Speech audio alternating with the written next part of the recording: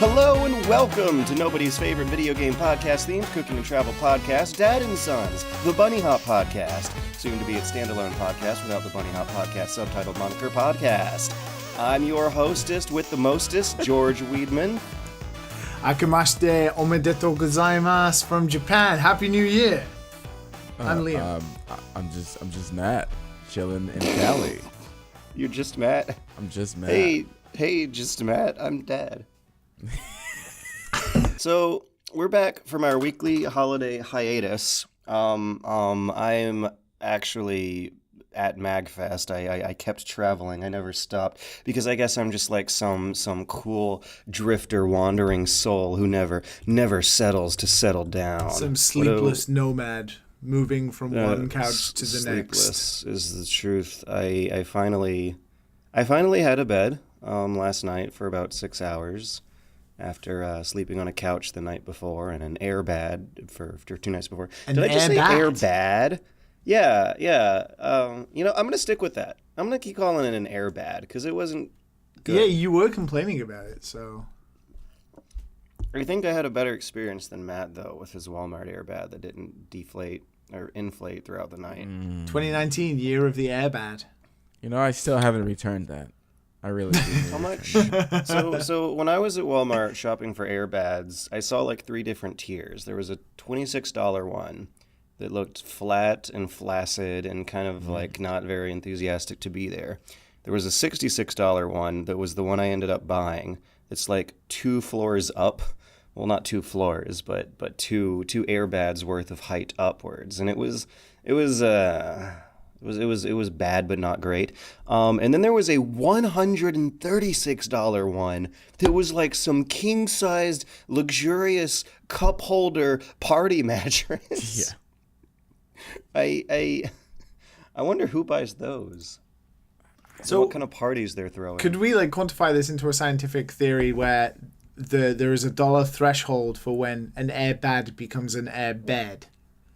Yeah, I think you got to pay up for that $136 tier to graduate. At that point, why don't you just buy a bed? You get really close because then you start reaching to those Amazon foam bed territory around that price. Yeah. Wait, is it just like a whole mattress made out of memory foam? Like, do you just sink down inside of it? Yeah. Like it depends simulated on the quicksand? mattress. Yeah, some of them you sink down into it, and it's like real nice. Well, some of them are that's firm. nice? That's what the kids want these days? Man, I must be getting real old. You never heard of foam in the box? You never heard of Casper? You never heard of Purple? Well, Purple is a bit different. Wait, Casper? Don't they do podcast sponsorships?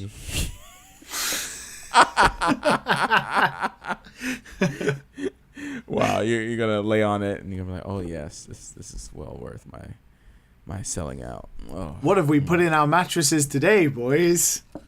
What have we smuggled through the borders in our mattresses? My license and registration, obviously. And all those guns that the police put there. Oh snap! I mean, I want to make sure to keep a low profile because I looked out my window from the hotel here at MagFest in National Harbor, Maryland, and saw Air Force One.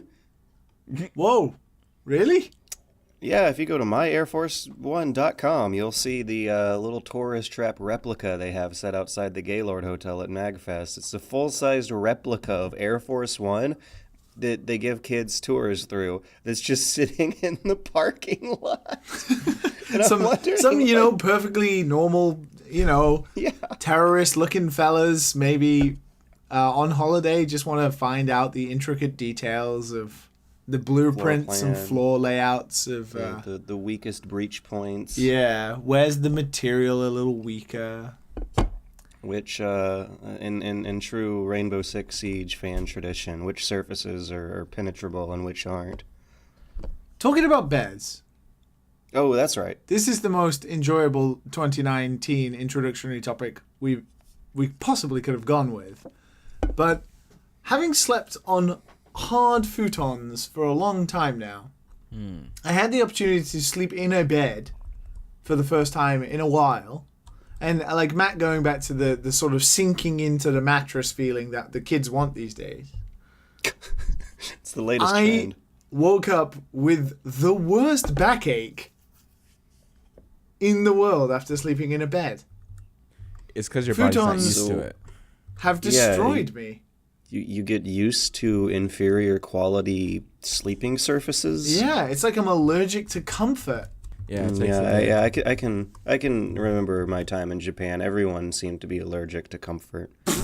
That should be Japan's slogan. Yeah, they don't Come have sit a lot on of our seats. chairs. They are not Don't have a lot of comfortable. seats on the subway. They'd rather just like stand and dangle on those little handholds. I know, right? They don't have beds. No seats on the streets. No. The first No garbage Airbnb that I stayed at had for this trip in particular had a beanbag instead of a couch, and it was not a suitable replacement. The first chair I owned was a beanbag chair. What's the deal with the beanbag chairs over there? Why are there more beanbag chairs than regular chairs? I don't know, George. As you... Actually, this is a good point. George, the first thing George did when he walked into my apartment was criticize the fact that I had a, quote, gamer chair. Oh yeah, your racing chair. Didn't Matt get one of those? Yeah. My cheap ass Japanese knockoff one that cost $80, which was my like little present to myself after finishing Flitzspire. You immediately criticized it, and then Hey. what did I do, George?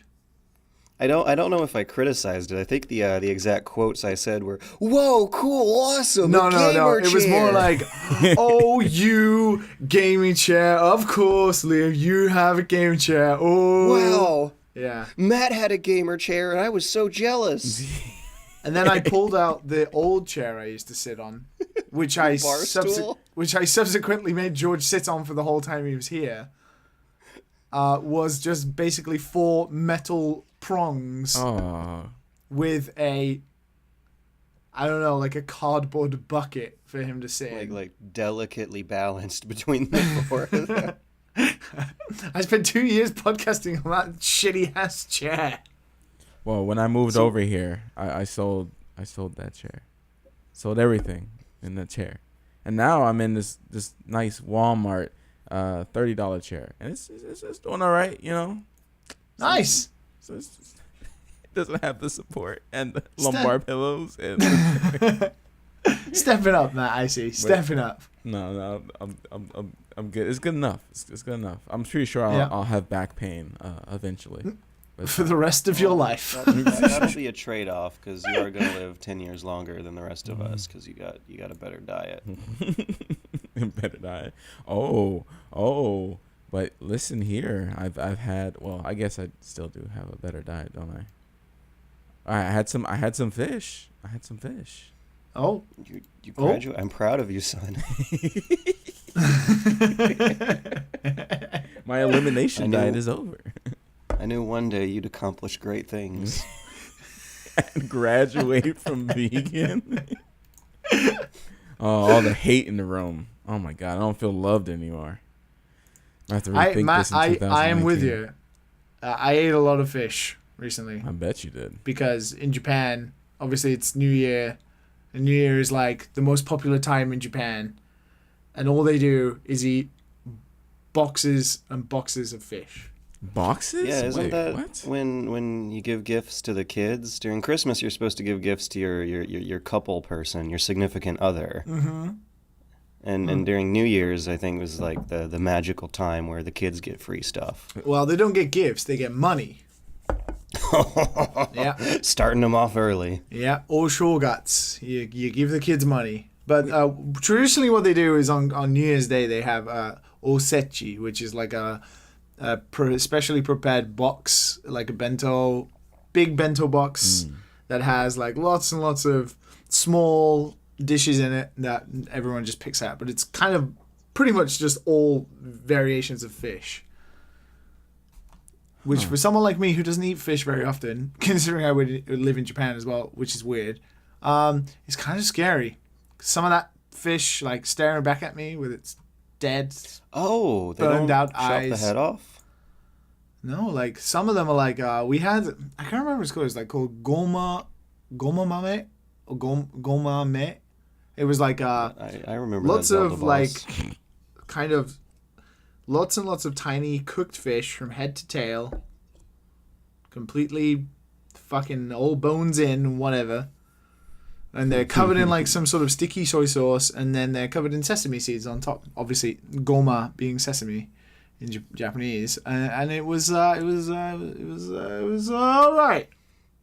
So, do you pick around the head, or are you? Nope, you stick I guess it you in gotta your pick around the mouth, and bones. you crunch down on that thing, and then you swallow. Oh. You eat the bones. Yeah, it's really small. They're like maybe like half a finger in size. How do there's the loads of them. eyes? How do So- the eyes go down? Well, their eyes are kind of burnt out at this point. Kind of just don't exist. Ah, Yeah, but you know, if you imagine they're like half a finger in size, and which means there has to be a lot of them. So there's like 100 of them in this little bowl, and you're like, Nope. that's a lot of dead fish. Nope. I'm good. Matt, you're just nope. Nope. Speaking of New Year's and holidays, guys, I guess we should talk about video games or something similar to that. Did you play any really video games on your holidays? It's a time for Because spending with I have family. not. True. For once, it might actually be Matt and I who get to talk about more video games than Liam. I mean, I've played a little bit of one game over the holidays, but I've done like Matt's role. Like, I recently got my Netflix subscription back, so I've been like watching a lot of Netflix. Yeah, boy. Did you do the Bandersnatch? I did the Bandersnatch. Yeah, I did the Bandersnatch. Matt, did you do the Bandersnatch? I didn't finish it. Didn't have enough time. Ah, okay. Don't spoil just because I do want to do the Bandersnatch. I just got horrifically sick over the weekend when I was planning to and slept for 20 hours over Saturday. Okay, so I guess this won't be the Bandersnatch spoiler cast. We'll let it sit for a bit longer so other people can enjoy it as well. What I will say is I'm incredibly surprised to see how many people are fucking arguing about this thing. Like, is it a game? Is it a visual novel? Is it a Laserdisc thing? Is it a movie? It's semantics. Like, oh my god, shut up. It's an experience, right? It is a really unique and interesting experience. I do, in hindsight, think it's a little weak. Oof. Overall. Like, Okay. it does something Well, how many really... times have you played it, Liam? I have... Did you play it on hard mode? I played through it twice, and I got, like, at least 5 or 6 of the different variations of endings at the different points throughout the story, you know? Oh. The thing I don't like about it is it's not really meant to have, like, a chronological ending. So... It's like it's just a thing that it has multiple pathways through it. It is, as the plot implies, it's a choose your own adventure kind of thing. But it starts out as a story about this kid called Stefan. He doesn't really have like a resolution because he's kind of like he is like a weird avatar for you. Well, he's not an avatar. You're controlling him, which is part of the plot. But anyway. Yeah, no, it's weird. It's very Black Mirror. It is definitely very Black Mirror. I mean, I remember that gamer episode, and I think I was a little less impressed than you guys were. And I'm wondering if this might be a reverse the Kojima situation. episode? Yeah. There was the like crazy Asian-looking guy who had a crazy-looking video game that drove the guy crazy. Yeah, and it's really weird because he like has the framed Edge copy, like the Edge magazine. Mm-hmm. Like actually on the Edge magazine it says Bandersnatch review. Ooh. Oh, so nice bit of foreshadowing. There's a lot of Black Mirror episode references in Bandersnatch as well. Most notably The Black like, Mirror television universe, I guess, is the thing now. Yeah. There's a lot of like references to other characters and episodes. Are we in the Black Mirror universe, Maybe. though? Oh my God. Ooh. Everything is a simulation. What if your mom was technology? I will say, like, go through it maybe twice, get different endings, but go watch a YouTube video that shows you all the endings, because it's not worth going through all the different times to see all the variations. But some of the variations are pretty cool and really unique. How long does it take? Probably the first time you go through it, like there are choices you'll make that will stop the story prematurely, and it will then allow you. It will be like, do you want to make a different choice, and then so you can continue the story. Probably an hour and a half. Okay, I would say that's comfy. Yeah, and then That's a night just after watch a 10-minute YouTube video that explains all the other endings. Wow. What does the interface for making decisions? What does the interface for making decisions look like? It kind of reminded me of Heavy Rain. Wait, no. It doesn't have like Jason spinning around. No, the but guy's head. you know how the characters in Heavy Rain kind of pause as they're like, Yeah. and then their bodies are sort of twitching a little bit because it's like waiting for you, the player, to make an input. But you see real people do that? Well, you don't. It's like it's actually pretty good at it, but that's what it reminded me of. Like they'll focus on a character's face and they'll get ever closer because you only have a 10-second timer for every choice. In Bandersnatch, there's a 10-second timer, and you only have either you have a 50-50 choice, and then the timer counts down. But what it does is it'll zoom in on a character's face or like on an object, and the light of the shot will grow really dark towards the focus. So it's pretty good in that way of not Dramatic. making it look weird in a movie. It kind of does look like a character's pausing for thoughts. But my immediate thing was like, this is weirdly like Heavy Rain or something. Now, did you do Frosties or Sugar Puffs? That's like the real question here. Frosties, man. Okay. All right, we're good. I'm glad to know I put my faith in you. I remember Broken Age. Dude, I'd take a bullet for you. Frosties every day. And I also was wondering how they have the tech of this situation set up. Like, how responsive are the controls? I assume you're streaming a. I played / watched / experienced it on PlayStation 4, so I could just use the D-pad to make a choice. I don't know what it's like on like smart TVs or something where you have to use a TV remote. I don't know. Did it feel responsive? Yeah, no, it works fine. Like it's easy, and Are and you it really even talking about makes. this? Are we really talking about the responsibility? Yeah, it's all 60 frames, George. Yeah. Well, I mean, No. 'cause But it's what like, what I will say that was interesting weird. was that when a choice comes up, because you get like sucked in, you get immersed into watching a movie because it is a movie still. Your controller vibrates when a choice comes up.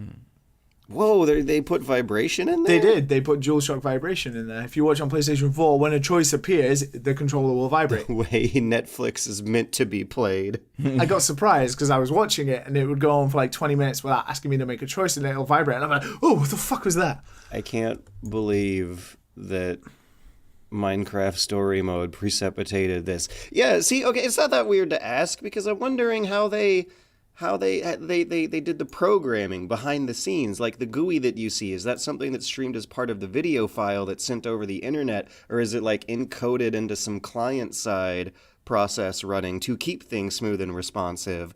And, only when and one where you press your session. buttons. Only one session stores all the information of your choices. So it asks you when you want to watch again. It tells you it will reset all your choices. So I imagine it's like one client side session, and it stores all the information, and it is kind of a encoded video that has programmable parts of it. I don't know, kind of just maybe it's just like an extended version of the Netflix UI. Because you use your controller to select what movies to watch and stuff like that. So. And that's always been client side. Like you press a button there, and then you start seeing loading screens. Yeah. So like, what I'm now saying we're is buffering it must send all that to your device, and then it has everything loaded or ready to be buffered, and then depending on the choices you make, it's just you selecting the next video, and then buffering? Then it will store the click? information of what you've chosen, so you can go back. When you click a button, is there a loading screen between No, you clicking the choice? No, it happens immediately. Nice. Huh. It's pretty seamless. It is kind of natural. It's just like... That is interesting. And also because it has a 10-second timer, there's no like pausing and waiting to make a choice. I feel like with this existing in the world and with Minecraft Story Mode getting a port, quote unquote, to Netflix, and with the Google Stream project kind of developing, they're now like offering free codes to anyone who signed up for the beta for a like native PC installation of Assassin's Creed Odyssey. I would not be surprised if I end up doing a topic on streaming again, because it's not going away and becoming a bigger and more important thing. And it might be interesting to see streaming interactive narrative experiences be a more longer lasting genre on Netflix, coexisting with streaming video game, coexisting with regular normal people video games. It's a start of something. I mean, it's not much beyond... You know, people are arguing about it right now. I don't know why people are arguing for pedantic reasons, but it is obviously a hybrid of part video game, part movie. Obviously, Charlie Brooker is heavily inspired by video games, so kind of just seems like the natural evolution of something like Black Mirror, which is all about warping technology anyway. What if video games were your mom? But it incorporates much more than just your direct input. It tries to tell a story based around the idea of controlling a human being. So it is very Black Mirror in the way it presents everything, but also in the way that it then takes the plot or the idea of you controlling things and then incorporates it into the story. It's not just you making choices to see which video you can watch next. It very directly looks like you are influencing what is happening on the screen. So, Matt, you got any stories from this week? Stories? No. There's some ugly sweater parties. There's some... There is a classic photo of Matt on Twitter, if you haven't seen it, where he looks incredible. Incredible. Yeah, hype it up. I appreciate the guy who complimented you on your new Bart Simpson's haircut. Because I had a crown on. That was ridiculous. No, I played a bunch of games we already talked about. Play a little Smash Bros. A little watch a friend play some Zelda, and play a little Path of Exile. That's pretty much it. Everything else was just life stuff. Life stuff just constantly happening. Yeah, I'm boring these 2 weeks, I guess, in terms of podcast material. Before we jump into George's like epic long adventure, can I talk about an anime? Pyre? I guess. I watched an anime. This has given me flashbacks because about 1 year ago, I was at MagFest recording a podcast on the same laptop, on the same microphone, in a hotel room, trying not to wake other people up. And that's when we got the "Can you guys talk about anime?" question. Well, rest in peace, Doogly Jim. Wherever you may be, this is for you. I watched an anime on Netflix that wasn't subtitled here in Japan. And then when I got my Netflix subscription back, I clicked on it in hope that it might have been subtitled. And it was. So I started watching. So were you able to criticize the translation? No. Having watched it without subs? There's a lot of spelling mistakes in it. In the translation. Even though the translation sounds fine, sometimes there are words that are just mistakenly misspelled. No, it's called Baki. I'm gonna Google Baki. It's Are they like tackies? It's based on an old manga called Grappler Baki, and it's about this really strong 17-year-old, like wrestling judo man bear of a child. Baki the Grappler. Yeah, who is super strong. And what's really cool about this Netflix-made version of Baki is it just sort of doesn't give a fuck if anybody knows what Baki is and just jumps right into like a new arc where it doesn't introduce any of the characters or anything if you've never watched it. But it's really cool because it has this really cool story of Baki is super strong. So 5 death row inmates from Russia, Scotland, America, somewhere under the sea, all escape from their prisons because they are the strongest, and they go to Japan to fight this 17-year-old kid. Wow. But it's fucking cool. How intricately detailed are the muscle drawings? Very, very, very. Like, beyond JoJo level, very. Yeah, like there was one I'm guy scrolling through some Google image searches of the manga, and this is ridiculous. Yeah.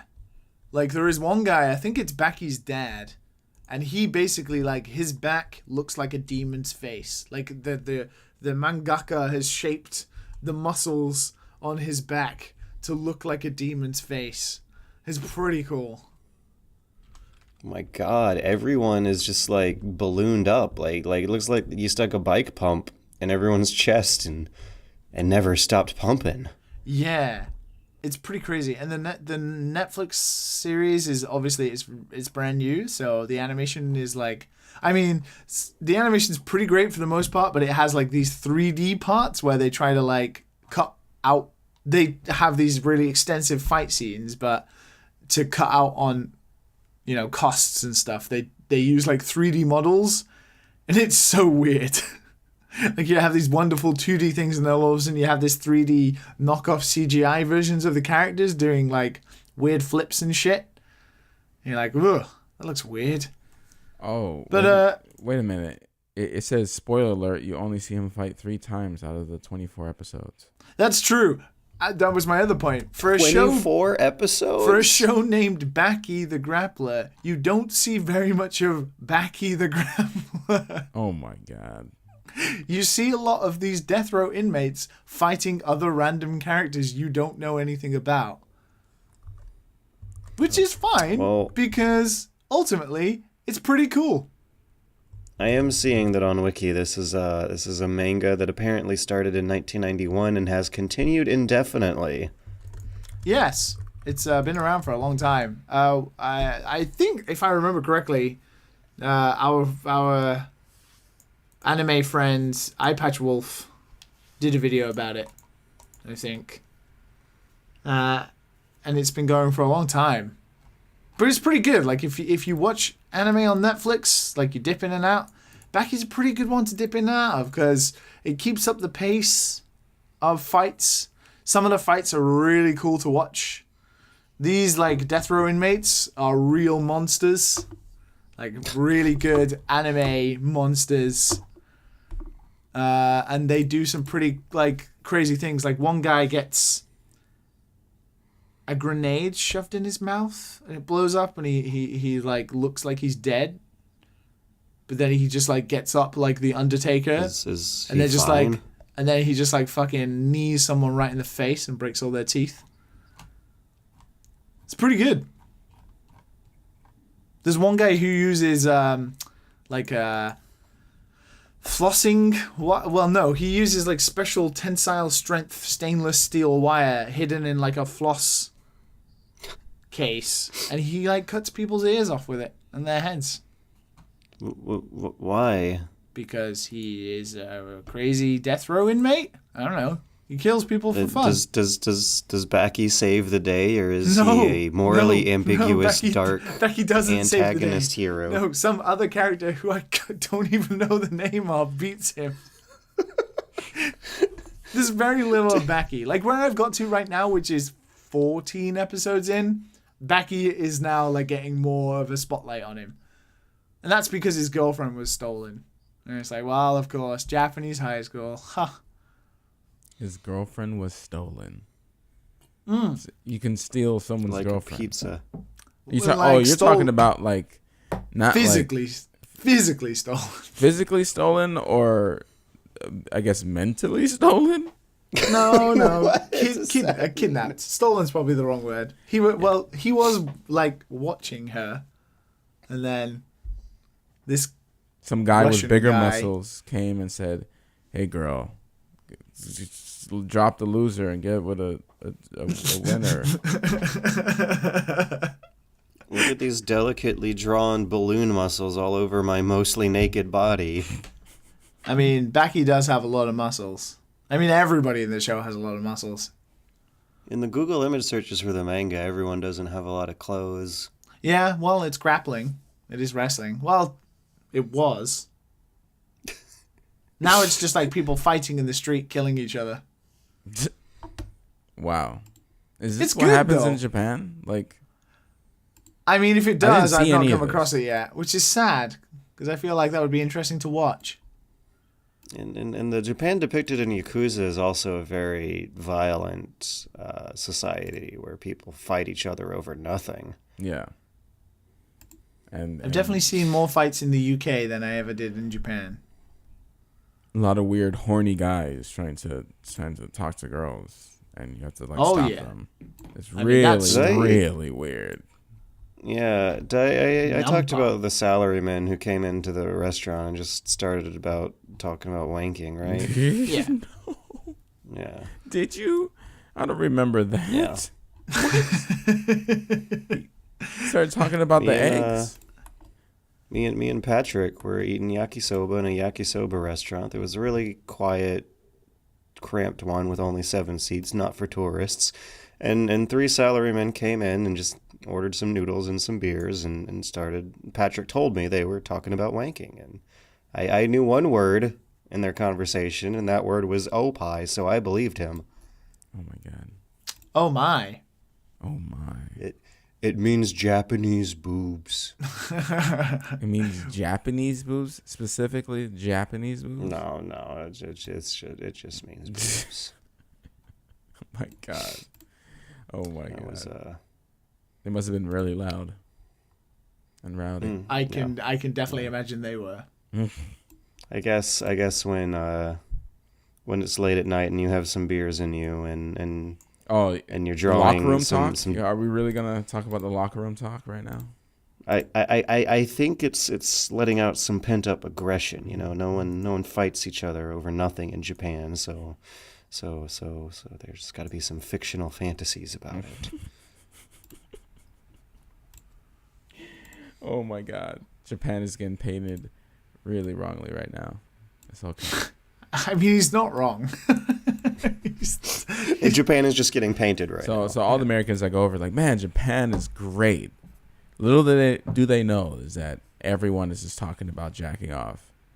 No, but like what? And anime boobs. Man, this is like it is a very in-depth, culturally weird thing. Japan and like dating and like sex is just so different to Western culture. It's so different. Japan is way more shy yet hypocritically crass about it. It's almost childish at times, as George can attest to by listening to people talk about wanking. But yet when it comes to like actually like talking about the issue of like sex and being very open and honest about it, no one in Japan is. It is like a hush hush thing, even though they have like porn in every convenience store in Japan. Tenga stores. Yeah, exactly. On every Japan block. has this weird relationship with that kind of thing. And then dating culture in Japan is also this portrayed to be this very pure and innocent and sweet thing where people in high school get together and, you know, they get married without really knowing if they should get married. And there's a lot of social pressure to get married early and have children. And that's why everybody cheats on each other, because they don't marry the right person or they don't like date long enough to realize. Japanese anyway. people cheat? Oh, fuck yeah. Oh, Like it's enough for you I to mention overheard it. a conversation about It's interesting. It's like, it's a big problem in Japan. Wow. that's what your girlfriend was talking about on the phone, was how everyone else at the company dinner table was like, oh yeah, it's okay to cheat. Yes, Whoa. that's true. Whoa. During a meeting she was at, Yeah, it's weird. It's weird, man. So, speaking of Japanese date nights, I found out after reading some Japanese language reviews of a high-end theatrical experience that I went to, that it's considered cool to take your date night out to an escape room. And that is how, I guess, a lot of more casual, non-gaming traffic ends up supporting very well-budgeted, well-supported businesses, such as Destroy a Secret Weapon Metal Gear, the scrap-produced Metal Gear Solid-themed escape room that was opened up in Shinjuku when I was down there a couple weeks ago.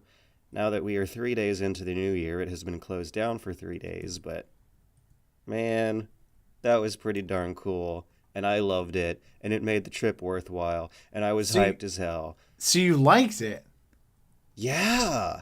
Dude, I was having a blast. It's my Game of the Year 2018. Wow. Wait, it's better than Hitman. Okay, there's no fucking comparison, yeah. You're sneaking around people in real life.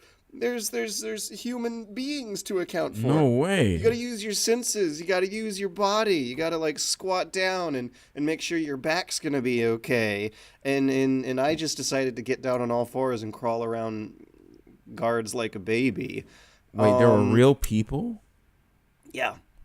There is real tiny Japanese girls dressed up in like military garb with face masks and famous gun props that patrol in a very robotic pattern around a central room that has some quote unquote objectives that are basically little scanners that you hold a provided tablet up to, and you crawl around this room on all fours like a baby because there's lots of crates placed around it that you can easily hide behind. But the crates have they're spaced apart from one another just enough so that you can peer through the gap between crates to see where this guard is at. There is also a strategically placed spotlight in a corner of the room that casts a nice big long shadow of this guard across the room as they patrol. The guard also has loud clicky shoes. The guard also announces what they're doing and where they are. So you can you have a good degree of spatial awareness as you're sneaking through this little mock-up Shadow Moses that they built. And the eye for authenticity was just like really impressive. Like Konami was clearly involved. They gave this company the licenses to work with, but it seems like they were too afraid to put their sticker all over it. Are you guys familiar with a company called Scrap? No. Oh, I have was no wondering, idea. Because in Japan, Scrap has done escape rooms based on other media franchises. They did a Junior Detective one, they did an Ace Attorney one, and then some other like really weird Japanese anime and game franchises I don't know. And in the States, Scrap apparently branched out and tried to start doing high-end video game or I guess just Japanese media franchise-themed escape rooms in some New England and Canadian cities that was based off of Zelda that got much of a poorer reception than this Metal Gear one. Yeah, I heard about the Zelda escape room. I heard that it was pretty boring. Yeah. Like, how do you turn Zelda into an escape room? Like, Metal Gear makes sense. Sneaking around, espionage. I mean, that makes sense, right? Whereas, like, a Zelda escape room, what do you do? I would assume there would be like block puzzles, like a and dungeon, some, like, mechanics. Yeah, that you would basically have like little mock dungeons. Do they just give you one item? They're like, here's a boomerang. Now you can solve every problem in this fortress. Apparently, they give you paper puzzles, like from the kids' meal at a family restaurant. Yes, because I remember all the times Link got very sad, pondering over his paper puzzles. Link, you have to help the polar bear get to the other side of the iceberg by following the maze. Link, can you do the Junior Jumble puzzle and find the hidden words in this pile of letters? Yeah, it sounded bad, and apparently they also have people go through in large group sizes of like 8 or more. On the other hand, in the Metal Gear Solid escape room in Shinjuku, you actually are sneaking around other people who are hired to spot you or not. If they do, the tiny Japanese girl in the costume raises a prop gun and shouts like "Sokoka!" and you hear a blimp exclamation point noise. You hear some incredibly cartoony gunshot sound effects, thank God, so it won't be too terrifying for anyone, I guess. Also, you're in Japan, so there's probably not much of a concern of people accidentally bringing real guns into or out of this place. And they subtract 90 minutes off of a 15-minute total time that your ticket reservation buys you into. So you're supposed to have 15 minutes to sneak through this room, past this guard, and then solve puzzles in some other rooms outside the guard. And the puzzles even are not that out of place in the Metal Gear Solid universe. Like one room was a dog tag collection kind of puzzles where you had to find a secret code that was printed on some dog tags hidden throughout a room. And it takes a good, 1 minute or so to find each dog tag placed in the clutter, but every minute or so a guard will knock on the door and be like, "Who's that? I hear something on the other side." And then they'll walk through while a projector on the wall is displaying an evasion phase countdown timer ripped straight from the game, and you hide in a locker and peer out an eye hole in the top of the locker, just like in MGS2, waiting for this timer to count down, at which point the guards, like meticulous choreographed acting, has them looking around and saying, "Must have been my imagination," in Japanese, with all the sound effects happening. After that guard finishes saying the thing, you hear dee and the projector displaying the evasion countdown timer like shrinks down into a horizontal line. They walk out, and then all of a sudden you see like 5 people all dash out of these lockers and cardboard boxes at the same time and tear the room apart searching for secret codes. It is hilarious that they had the jokes there, they had the costumes there, they had the HUD elements and the sound effects and the music, and even people trained to search through rooms in time with an evasion countdown timer. That's pretty cool. God, pretty cool is such an understatement. Like, I'm seriously, like, I was shaken. It was surreal seeing video game rules like that be played out by real life actors in person. It was surreal seeing how much of what I was seeing with my eyes matched up with the camera angles and the camera movements and the props and scenery that you see in MGS2's first person mode. The lockers are like a 1-to-1 replica, and there actually are cardboard boxes you can hide behind, but me and my friend Patrick were too big to fit down. But the tiny Japanese girls who were going alongside at the same time of us, they sure could. And it was so great seeing like this guard actor in costume search through a room and not check this cardboard box that had shoes poking out of the bottom. And it looked like a visual gag from the game was still crossing over. I'm ashamed that I didn't try tapping on a wall to get the guard to change their position, but part of the playability of it, which is weird to say because it was like a real life kind of game design, but part of the thing that was making it so playable was that the guard would repeat the same exact search pattern every time. So eventually you could learn it and sneak around it. And at one point I was really circling around boxes as a guard was also circling around boxes. I was just like keeping my eye on their shadow and like hearing for their footsteps to make sure that I wouldn't be spotted, and stuff like that actually works. Like they are trained to be as blind and deaf as stealth game guards usually are. So obviously you don't speak Japanese. Patrick does a little bit.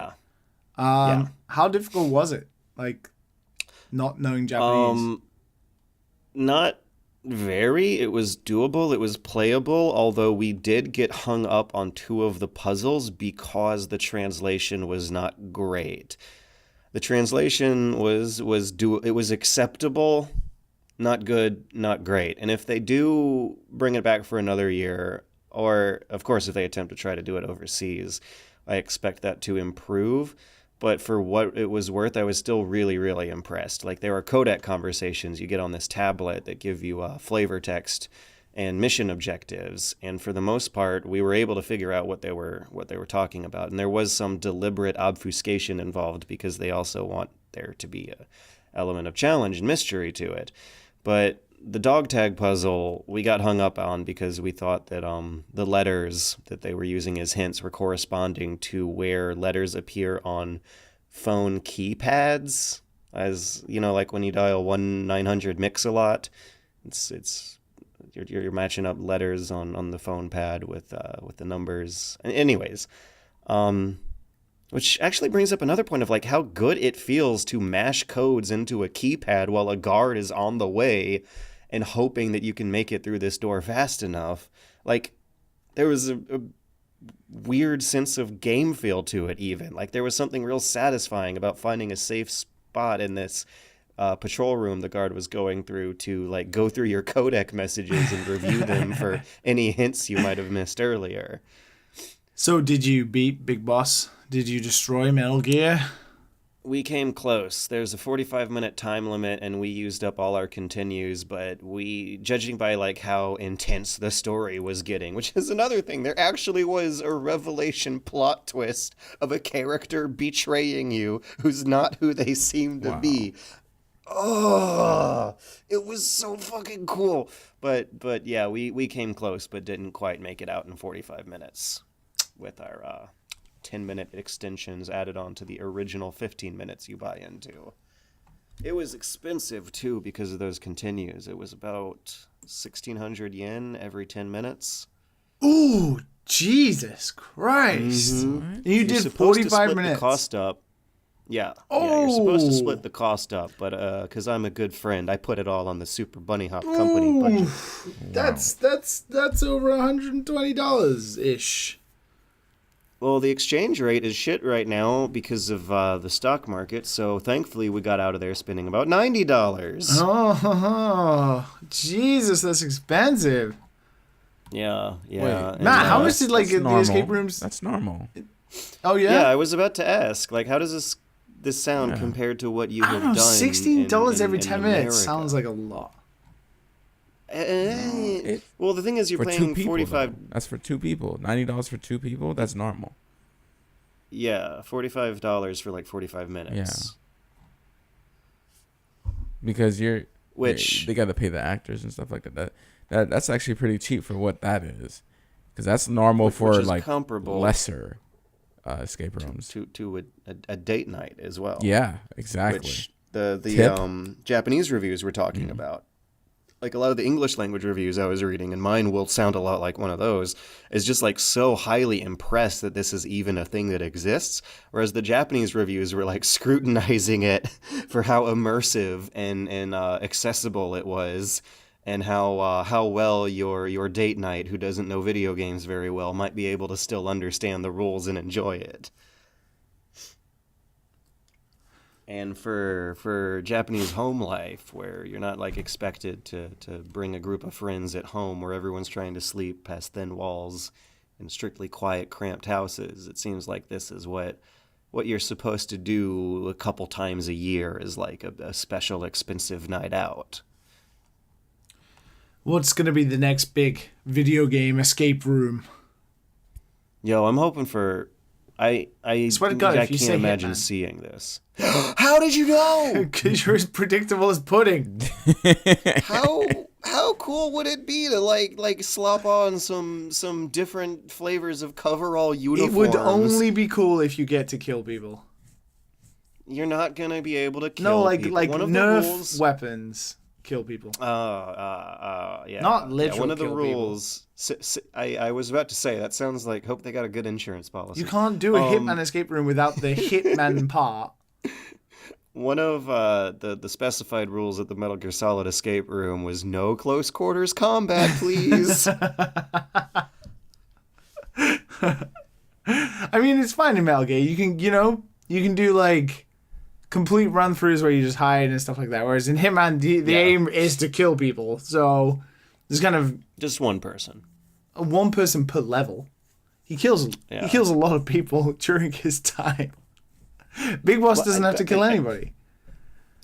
That's actually incorporated into a scoring system they have at the Metal Gear Solid escape room. On your way out, you get a card with an animal code on it that correlates to how well you were supposed to do. And sure enough, we got Rabbit. Mr. Bunny himself. If you make it through with no continues and not getting spotted once, you get a big boss rank. And apparently not that many people have been able to accomplish that. So there's even like kind of a arcade high score racing culture attached to this thing that is wild for like me to see. Like this is the first escape room I've been to. So not only am I getting my first impressions and going through the honeymoon phase right now, but I'm doing it with something that seems like a very highly produced, highly reviewed production that is really knocking out of the park for my first time being exposed to this stuff. But you should admit that Rabbit was one of the lower rankings. Oh, come on. We had fun, and that's what counts at the end. So Matt, how does this sound in comparison to your experience with American escape rooms? It's not that crazy. I've never had. I've only been to two, the Casino 007 one, and the one in Philly, which was a meltdown one where like there was like some secret plot of like the nuclear plant. I can't imagine that one in Japan. Yeah, melting down and stuff. And they didn't. It was like most of them had 2 rooms, no real actors, really good like design inside. I mean, it looked like the place that they were trying to portray, but yeah, nothing like that. Absolutely nothing like that. Especially for You mentioned design, though, and that's like one of the things that I'm most fascinated by is how you have to do level design, but in real life for these things. I guess more cosmetically, like the room had, it looked like an old-timey nuclear plant in there. It was nice, the whole room. It was really, really cool. I was quite amazed. Now, the game itself wasn't that fun, but the way it looked was pretty good. So it's cosmetic DLC. Cosmetic DLC. You know, horse armor. Man, I have so many wonderful experiences to feel guilty about having experienced, and one of them is like trying to pinpoint this real life level design thing in escape rooms that apparently aren't comparable to the ones in America. Like, when you do the Metal Gear Solid escape room, in the first room that you enter, you see a locker and a cardboard box that you're free to use, but you don't have to use them until like 2 rooms later. And I was like, oh, that's game design! 2 rooms later. Wow. Yep. There's a big central room with, I want to say, 1, 2, 3, 4, 5 rooms that are smaller that are attached to it.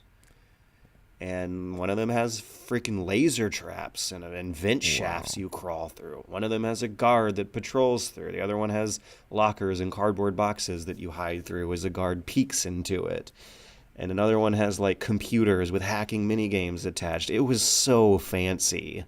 Does Metal Gear music so play fancy in the background as you're walking through it? The waiting lobby, it does, but not in the rooms itself. That's dope. Damn. Here's a thought. A Deus Ex themed escape room where your hacking minigame is like that hacker keyboard typer. So you're basically just saying any stealth game ever should be an escape room. What about an out there escape room? There was the Resident Evil escape room. That was a thing for a while. Resident Evil, the real. Like the house. Just escape the house. That was like a kind of shooting gallery ride at Universal Studios Osaka. I looked that one up. Yeah. Where you shoot zombies. Yeah. Are they still doing that? I don't know. They had TV adverts. They stopped for a long around time. 14. I wish. I guess I gotta go back now when the Nintendo parks open up. But now I wish I had checked that one out while it was still a thing.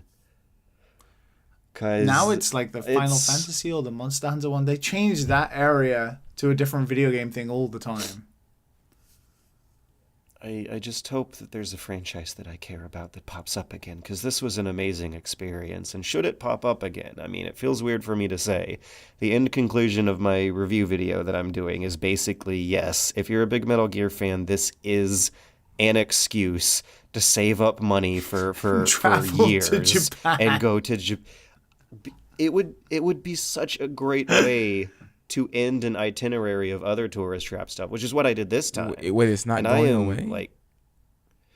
Oh no, it closed down at the end of the year, but these things tend to pop up again, like at least once or twice. Like Resident Evil The Real, I think went on for 3 years, but they had a seasonal operating schedule. Okay. Okay. And it is a gamble. I don't know if it's officially announced that this thing is coming back. It's just that this was its first run, and it's been such what a thrill that I would not be surprised if it does come back. Did you have to eat any snakes? No. They don't even have food at the gift shop. If they do a Metal Gear Solid They 3 don't have one any opening calorie up in mates. the woods, Did you? I bet you and Patrick ate a calorie mate from the Combini before you went in, didn't you? I don't know. Oh my god! Of course. Man, I don't know why people riff on those things. Calorie mate's disgusting. They work as advertised. They're calorie powder bricks. They are that truly fill you disgusting, up. though. They like sprinkle some sugar on there for some sweetener. It's just Powder eating bricks. cardboard. Just eating cardboard. If you're in a like life or death survival situation where you have nothing else to eat, you'd probably not complain about having That a is calorie true, mate. but I also like that you and Patrick specifically went out to eat Calorie Mate before going and doing a Metal Gear Solid Escape Room. It's so George. Anybody could have wrote it. And also the fact that your ranking was Rabbit. I am more surprised that was that we got the ranking Rabbit than anything else. The Rabbit ranking. Did you play any games, George? I started up a modern Fire Emblem game. Oh ho ho! Fire Emblem Echoes, Shadows of Valencia How the is tables a have lot of fun. Yeah, no, these Weeaboo Wars are a compelling treat. They have this story set up that flashes forward to horrifying events happening later in the story, while everything's real cheery and happy at the current stage of the story. So there's like dramatic irony that keeps you going. You're like, oh, how are these characters going to end up hating and killing each other later? Oh, this is for the 3DS, not the Switch. Yeah. No, I wish. Have they done a big Fire Emblem for the Switch yet? No, but there's one coming supposedly this year. We have the Fire Emblem Warriors, the Musou, the Dynasty Warriors spin-off. That was actually pretty decent. It was alright. But it's So obviously if not a I Fire wanna- Emblem game. If I want to get into the modern Fire Emblems from Fire Emblem Echoes, like, should I just go straight to Fates from this one? Okay, so... Because this does seem like less a big deal than Fates. So, Like, I First, recognize some characters first. from Fates. We kind of spoke about this, but for anyone who doesn't know, Echoes is a remake. So Fire Emblem Echoes being the subtitle because it's a reimagining of a previous time. It's an echo of a time past. echo from the An past. old game. So Shadows of Valentia is I can't remember which one it's a remake of. I think it's the first. Fire Emblem Gaiden, I think, Oh the second yeah, NES game. yeah, the one that was on the Super Famicom, right? Oh, it was a Super Famicom think game. Okay, so. that makes more sense, because this is a very complicated story for an NES game. Yeah, so, and it has the old Fire Emblem system. It is the old, like, system before Awakening and Fates. So Awakening and Fates are the modern versions where they have the rock, paper, scissors system of, like, axes and staffs and bow and arrows and swords beat each other in various ways. Whereas Echoes doesn't have that. It is much more tactics based and based around the older system of the older games. So a lot of people like that system a lot more because with the modern Fire Emblem games, it's a little too predictable how you can win matches via like a rock, paper, scissors system. Now, I really like both the old system and the new system. So I don't know with you, George, whether like switching to the modern ones would be as... I mean, you're enjoying this one. Yeah. But you have to so far realize I'm that the having a battle blast. system of Awakening and Fates is different to Shadows of Valentia. So I'm gonna have to forget everything. No. when I move It's on to the obviously next still a game. tactical role-playing game, but I feel like Echoes is probably a little bit harder. It's a little tougher because it's the older system. I'm trying to remember if it's feeling easier or harder than the GBA games I played. Well, like that's around the 2003, same 2004. system. Because I do remember there being a concept of rock, paper, scissors balance, and also there being a lot of soldiers on the screen firing their archery at the same time that I do kind of miss having more of a one-on-one combat individual system here. There's a lot of stuff in the modern versions that they have. They have like, units being able to support each other and be on the same space and act and be able to do like buffs to each other, and they can do like critical attacks if they have like a high crit chance or high luck stat. Some of them have like special moves in the more modern Fire Emblems. Echoes is definitely like a stripped down version back to basics. It doesn't have the weapon triangle that the modern ones do. That's what they call it. The weapons triangle. Yeah. It's rock, paper, scissors, just a weapon triangle. Yeah. They call it the weapons makes triangle. Too much sense. Yeah. But that's cute. But it's still good. And it's more Fire Emblem, which is great. And I think a lot of people will crucify me for this. I really like Fates. I don't suggest that you start with Fates because there's 3 different versions of Fates. And to get the whole story, you have to play all 3 versions. Or at least 2 of them. Fuck that. So you should play Awakening. Awakening was like the rebirth of the series. It was really good. Is that where characters from Smash come? Am I gonna know who Lucina is if I play Awakening? Yeah. And Kron. Good. Because I don't recognize anyone. No, my eyes popped though when I was playing World of Light and Alm and Cecilia show up. The main and characters I was are just stickers. Finally, I recognize someone from Fire Emblem. Because when Melee was a big hit, like it was a big deal when Fire Emblem came out in the West on the GBA. Like, I had assumed that the GBA games were remakes of the NES games that Marth and Roy came from, but apparently that wasn't the case. They, slapped Marth into the GBA game. Yeah, I can't remember what Roy's game is not that hot anyway. Yeah, I can't really remember what the unique differences were, but they changed some of it, because it was coming out after Melee, and Roy was in Melee, and Marth as well. But I really enjoyed those GBA games for what they were. Like Fire Emblem and Advanced Wars were great. Oh yeah, amazing. I love those types of games. Like handheld tactics-based games are great, and Fire Emblem Echoes is just more of that.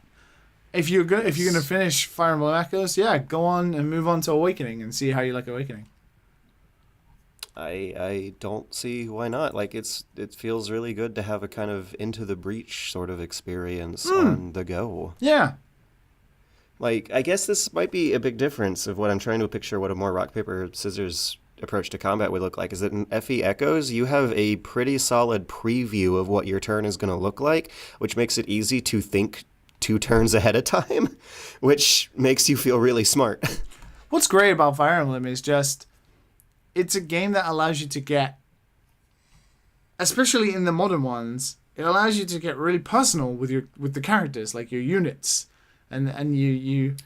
Oh yeah, they have inventory slots. Yeah, and you hear them talk, and you can modify them and customize them, and you can get to know what they like and what they don't like and their personalities, and you can almost befriend them, and you can in the modern games you can make them have relationships and all that kind of thing, and then when they die. Oh no, gotta reset the save game, pull the cartridge out, turn the machine off. Those motherfuckers are gone. Unless you fucking try your best to reset the game. I will. Every time anyone dies in this one, I'm immediately backing out and canceling everything and restarting. There was a ninja in Fates, I forget what his name was. I think it was, what was he called?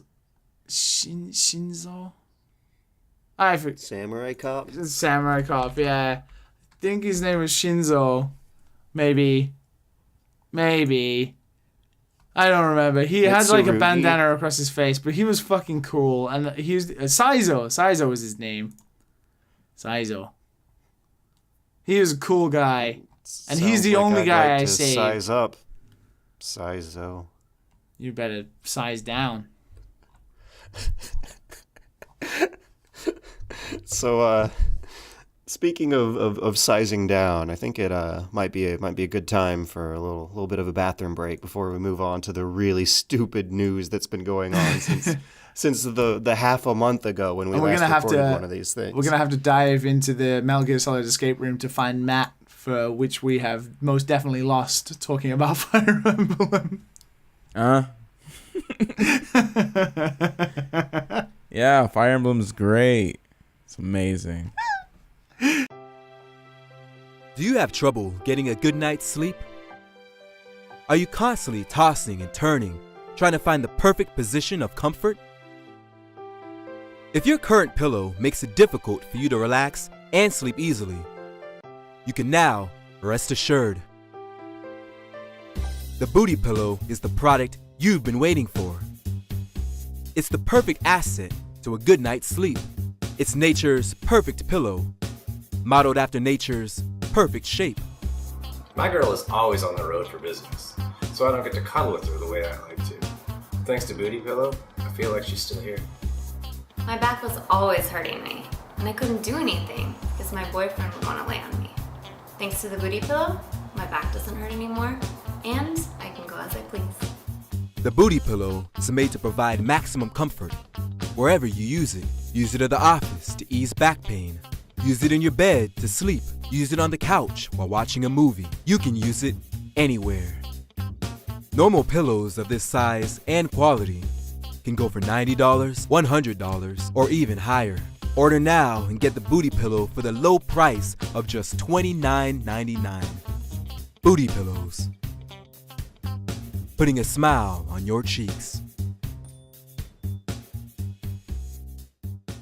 Guys, we never talked about those Sonic the Hedgehog movie posters that they revealed on mid-December. Wow, so you're not Last even year. introing the listeners back in. You are just so excited to talk about this. I'm not even clarifying it as news because at this point, It's a old Sonic the Hedgehog disaster coming out is less news than it is like the presumed state of existence. News implies that something new is happening. Sonic screwing everything up is just the default state of being. More like It's Donald just- Trump it's just the continues to be assumption. stupid. Sonic continues to be bad. So, Sonic the Hedgehog has a movie version coming out scheduled for November of 2019. Get ready, 10 months to go. That's this Ooh, I year. can't It's wait. not even like a future anymore. It's this year. We're in the Blade Runner year, which is apparently The year the same the year that the Sonic Sonic the movie Hedgehog came movie is going to Oh be my coming God. out. The year Akira is set is the year the Sonic movie comes out. Everything makes sense now. So instead of virtually indistinguishable humanoid androids, we get a very distinguishable humanoid CGI hedgehog thing. IGN has an official like revealed scoop in affiliate, well, not affiliation, but in contact with the real studios. There's some profiles on Twitter who have been posting some very much more shaky looking leaks that still look enough to be like potentially legitimate. In all cases though, Sonic has a standardized anatomy that is freakishly humanoid. Like, he looks less like Sonic the Hedgehog than he does a small, naked, furry man A man in a suit. and with a weird head. It's a man in a suit. Man in a very tight suit. Like I can picture there being some foam and felt around that helmet, but the suit itself just kind of looks like. Oh, Danny DeVito didn't Like he get the forgot to Pokemon shave. movie, so he lost weight. And Now he's taking up the Sonic Sonic's role. looking a little thick. Sonic's got thighs, and gratuitously oversized shoes. But otherwise, other than those shoes, Sonic's got nothing on. What's even better is we have to picture this monstrosity beating up Jim Carrey cosplaying as Robotnik. Mm-hmm. With Chris Pratt, just Well, we don't know if it's Poorly Chris Pratt, photoshopped actually. Chris Pratt. Wasn't that like that was like a mock-up of what they wanted it to look like. So I don't even know if Yeah. Chris Pratt's attached to it yet.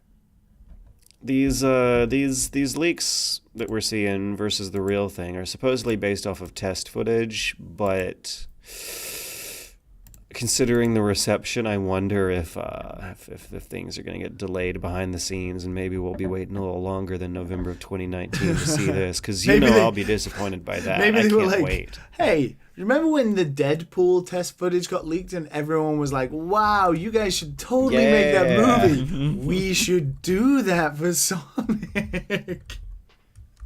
It's weird because the producer of Deadpool is involved with this, which Yeah, he's the director? maybe hope. Executive producer or something? Yeah, director of Deadpool is an executive producer on this one. which I think is pretty good. The quote from the man himself, Tim Miller, is it would be weird and it would feel like he was running around nude if he was some sort of otter-like thing. It was always, for us, fur. Why otter? Like, he's a fucking hedgehog. It's in his name. Why would you think he would look like an otter? Also, Solder the otter. otters are covered in fur. So what is he talking about? It was always for us fur, and we never considered anything different. It's part of what integrates him into the real world and makes him a real creature. Sonic's technically an alien. He comes from a different planet. I can't. What's it called? Wait, really? Yeah.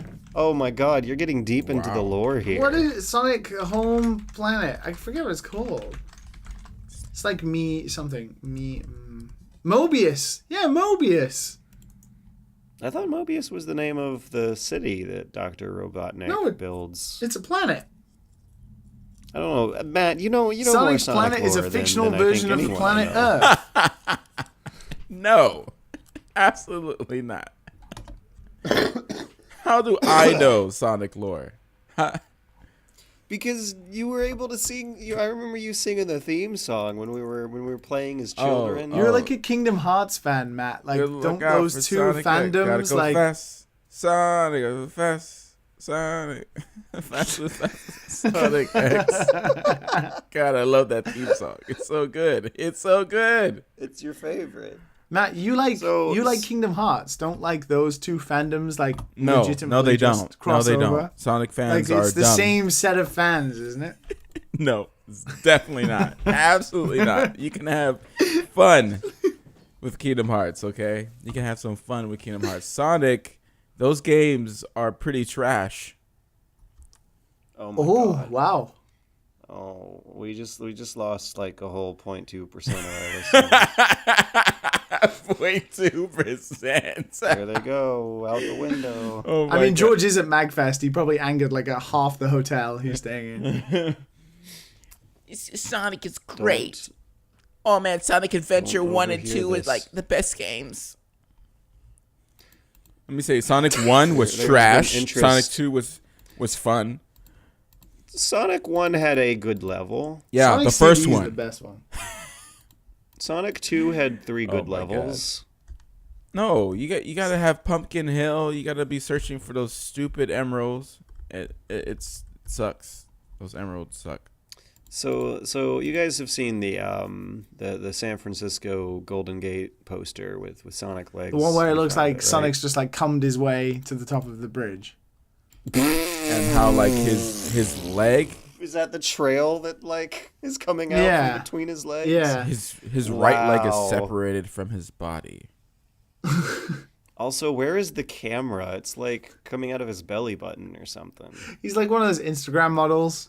He's like, this would be a cute shot. With an extra knee? Yeah, That's the only way that That's photo's what it looks posted is an like. extra knee. it looks like you're scrolling through the Craigslist personal section. and you see a bunch of abbreviations next to these Sonic It's legs his pointing their way. it's his gender profile, his Plenty of George profile photo. That would definitely get the lady hedgehogs. Oh yeah. So there's also this poster with placeholder Chris Pratt, who I like is a placeholder lot Chris bigger than Pratt. He's my Sonic. favorite actor. From this poster, we can see that Sonic the Hedgehog is supposed to be about 3.5 or yo feet high, which means that not only is he a naked hairy man running around, he's also a tiny naked hairy man running He's around. smaller than Peter Dinklage. Oh. It makes the San Francisco poster look a little weirder because the cum trail It's Sonic massive. left behind all over the bridge is Yeah. huge. The what? So those shoes that he's wearing in the IGN poster, which has no other objects for reference for scale, keeps things nice and ambiguous. So maybe they haven't quite totally figured out how big Sonic's gonna be. Don't people realize, like, Detective Pikachu movie aside, because that's like a little bit hit and miss, like Space Jam and like Who Framed Roger Rabbit were good. They were like good, decent movies, especially Roger Rabbit. Space Jam was a good Space movie. Jam? You think Space Jam's Not good? like Space Jam is good. why we got to deal with all this furry shit in the first place. No, but in terms of like humans to animation, it was fine. Bill Murray They're fucking playing basketball with like Daffy Duck. I believed that shit when I was 8. Oh, I love Space Jam when I was young. Absolutely. Yeah, me loved it. too. I watched it in a It's a good cinema movie. in you guys tried to Australia. watch it since then? What are you trying to say, George? Well, No, the no. My film- point is, why 3D? Like, why make these very obviously 2D characters that are cartoons into disgusting, Because Hollywood otter-based? executives are out-of-touch monsters Yes. who see something that's mildly successful before and try to emulate it. For some reason, the analog here they're comparing their style to is Ted. Remember the Yeah, but it works with Ted Seth because Ted is MacFarlane a, body comedy but it bear? works because Ted is a teddy bear and he's not a character Seth already MacFarlane? pre-designed for a different purpose. They're taking an already And you existing know- character design and changing it completely. Us gamers are well aware that there's a really kick-ass animation at the beginning of Sonic CD that looks like a Toriyama animated. So, like a full movie of that would probably be fun, right? Even with humans in it. I mean, just have Sonic's rad attitude and Chris Pratt going on an adventure. It'd be fine. Ratitude, if you will. There's another quote from Tim Miller here that I want us to mull over. Note that they haven't officially revealed the eyes. All we have is this leak from the Chris Pratt placeholder image. But Tim Miller says, I don't think Sega was entirely happy with the eye decision. But these sorts of things, you go, it's going to look weird if we don't do this. But everything is a discussion. That's kind of the goal, which is only change what's necessary and stay true to the rest of it.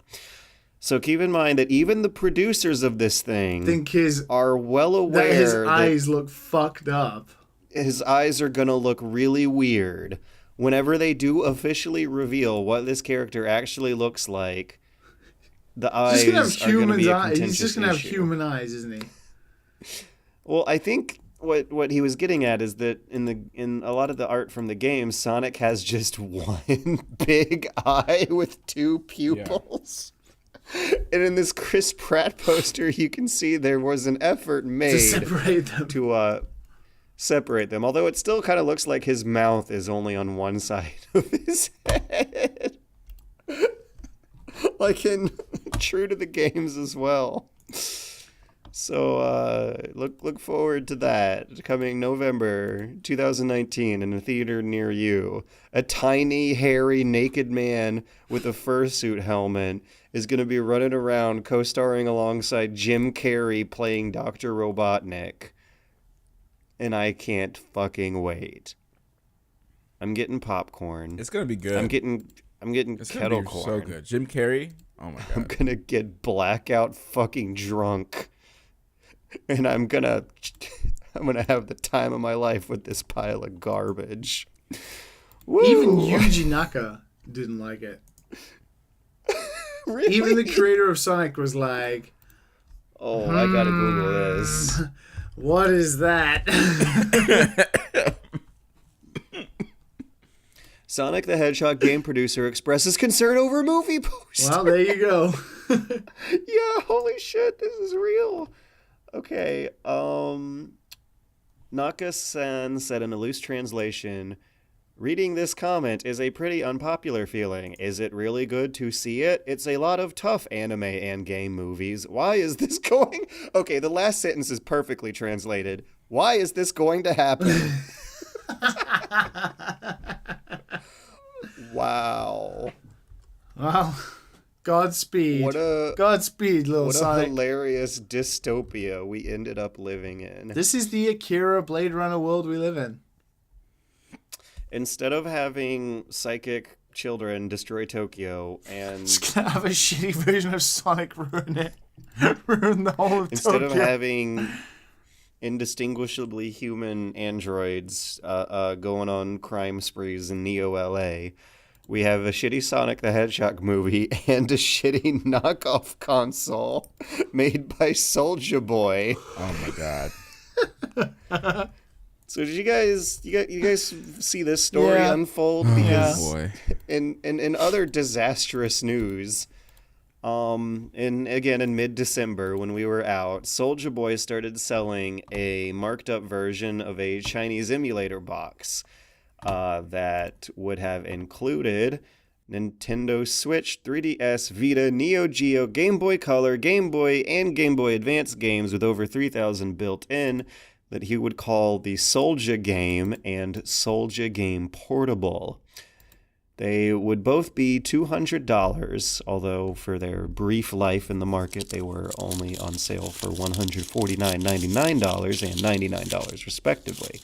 But on AliExpress, you can apparently buy the basic version of itself without the Souja Boy branding stamped on for $105 and $73.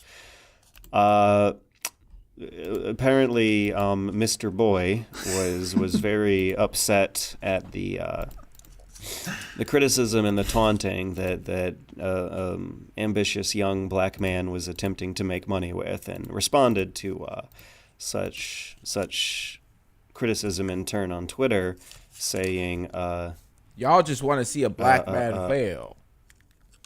yeah, quote, I'm not scared of Nintendo or none of you foggy nerds making YouTube videos. Eat a dick, and thanks for the free promo. He said to eat a dick. So as it, yeah. He's such an idiot. He's such an idiot. My console not going anywhere. Everything I'm doing is 100% legit. Stay mad and I'll keep getting Who lied richer. to this guy? Who lied to him? Doesn't he have friends that guess the care about him? distributors. Maybe.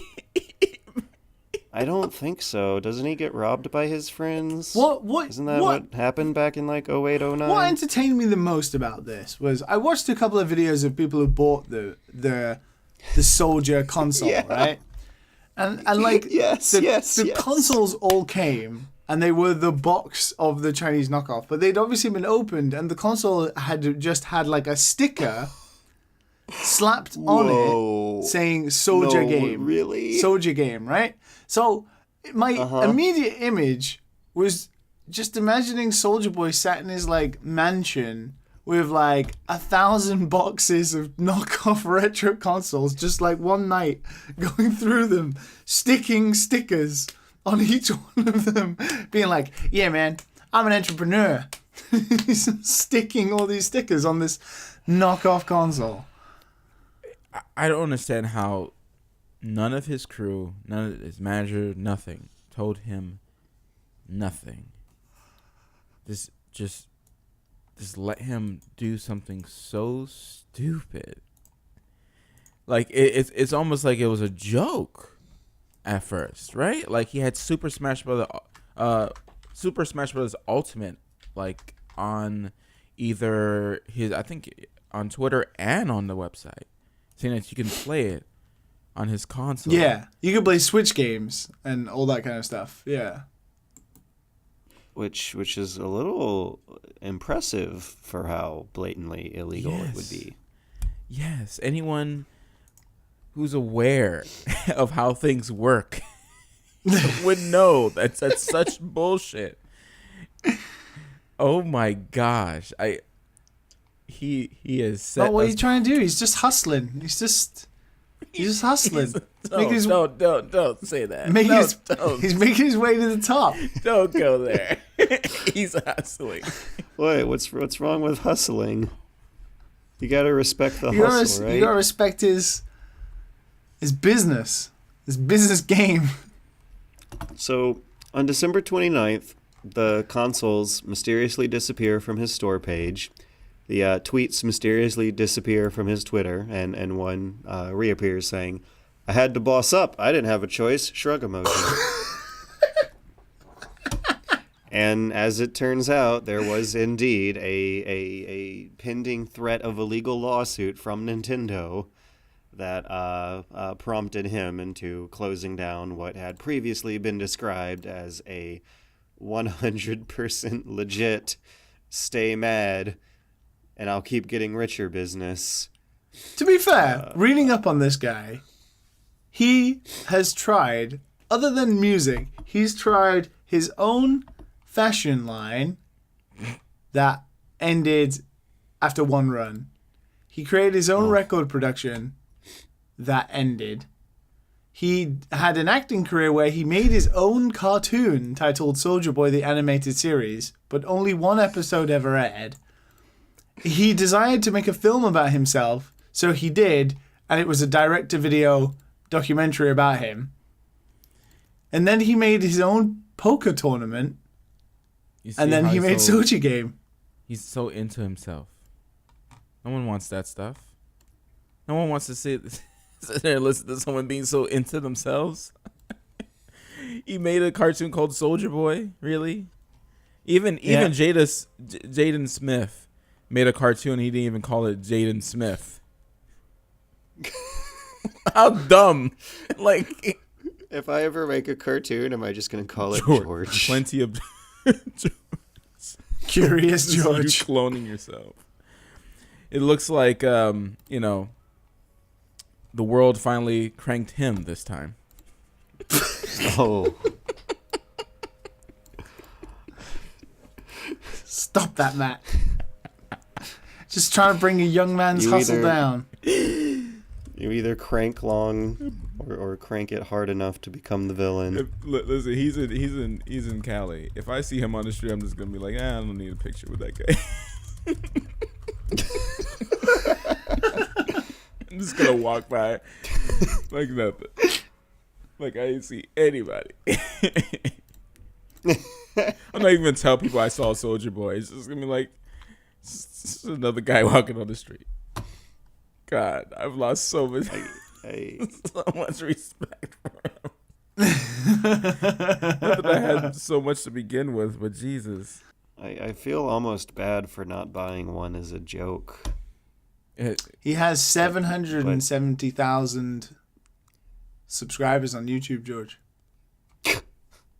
He's hustling hard. Gotta respect. He's been doing it for a long time.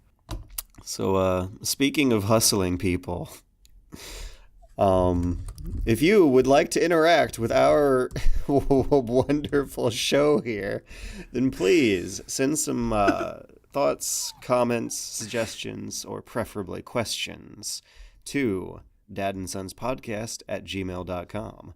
Also, feel free to pitch us on your fantasy game ideas and send us pitches for the segment called Dadadin to dadandsonspodcast@gmail.com. So we can sell them on Chinese knockoff consoles with Souja Boy.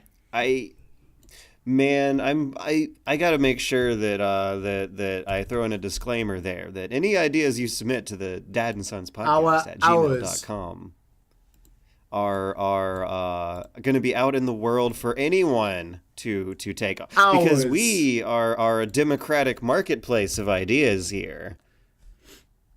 We just get to. We're just gonna sell them to Souja Boy. Souja Boy's That Chinese guy's stupid enough to buy them. So, the first listener question we have here is about dreams. Ewan H. asks, I once had a dream that I was playing Dark Souls and got super hyped that the latest patch added in a Hymos language option. Hymos, in case you don't know, Hymnos, in fact, is the made-up, needlessly excessive conlang made for the Artanelico series of obscure JRPGs. Okay. What is the nerdiest dream involving epic gamer geek games you've ever had? Surely your hobbies must have bled into your nocturnal subconsciousness at some point. I had one tonight. I don't think I've ever dreamed about video games. You've never dreamed about Tetris? No. Good. I think I've dreamed about game ideas. Oh wait, that's an answer, right? Yeah. That fits. Maybe I've dreamed about like playing upcoming games. Like if I've been excited about, I don't know, Smash or something like that, I'm like, oh, I really want to play Smash, and I had a dream about that maybe, but I can't recall a time of having a very specific video game based dream. I dreamed last night some horrifying body horror bullshit involving me getting decapitated a lot. But the weird thing is that every instance where it happened, like my body was just able to pick my head back up, rub some Neosporin on the stump, and put it back on. Oh, you've been playing that shitty Konami game then? Never Dead. I think it actually has a lot to do with Netflix Castlevania. Like how excessive the gore was in that series is like a recent thought on my mind, as well as this horrible head cough I have. So I think it's my subconscious just being like, you know what, George, your head's causing you more problems than it's helping. So let's cut it off. Let's just have fun with it while you still got it. Yeah. Let's just cut it off. Let's turn it into a modular tool. Let's use it as a bowling ball. Right. Right. Yeah, I'm too busy having dreams about driving up crazy highways and falling off into the water. Oh yeah, I bet California has a lot of those. The Pacific Coastal Highway, doesn't it go for like hundreds of miles just next to the ocean? Oh yeah, I think on the side, but it's next to the ocean, not like above it or anything like that. There's one in Virginia that's like that. But no, for some reason I have these dreams where I'm driving and all of a sudden the highway goes up, until it's like going at a almost 90-degree angle. And I'm so scared. Like everyone's fine, everyone's driving, but me, I'm like sweating bricks. What the fuck? And then my car slowly starts to lose, foot. Is Liam gonna talk about how he has happy dreams with full nights of sleep and no? I'm gonna ask like goals and accomplishments. No, I'm gonna ask like, do you guys dream like often? Because I don't dream. There's like a 50-50 chance with me. I'd say about 50. Like I tend not to dream. Like I fall asleep thinking about things, and then I wake up remembering those things I was thinking about. But I never like have a dream. Very, very rarely. I think we're all dreaming. We just don't remember it. Yeah, I think I definitely don't remember more often than I do remember. Yeah. Like 90% of the time. So it just feels like I go to sleep and I wake up. I mean, ultimately, when you get down to it, how can you even be sure that this podcast we're doing right now is not a dream? George. This is the worst dream I'm involved in then. How is it? So, you got some sweet gigs over there. You know what I'm saying? Things are happening. It's true. It's true. I gotta talk to my dads that's a every good week, dream. my sons. So next question we have from Jacob F. I think this might be a little more of a contentious one, but really, really long. I'll try to shorten it as I can. Jacob F. asks, I've been listening to your podcast in reverse when I run out of new episodes, and when listening to the Barry Kramer episode, he mentioned when what? talking about streaming games that quote... Wait. What? He listens to podcasts Yeah. in reverse, as in like in reverse order, or as in like, so we sound like Satan. Some in reverse order. My God.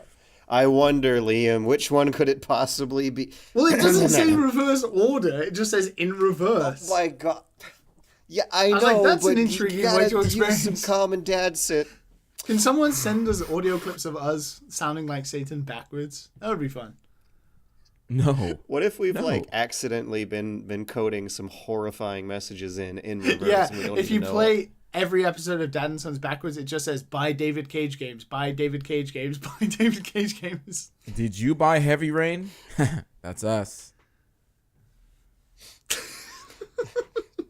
What did you stuff in your David Cage game this week?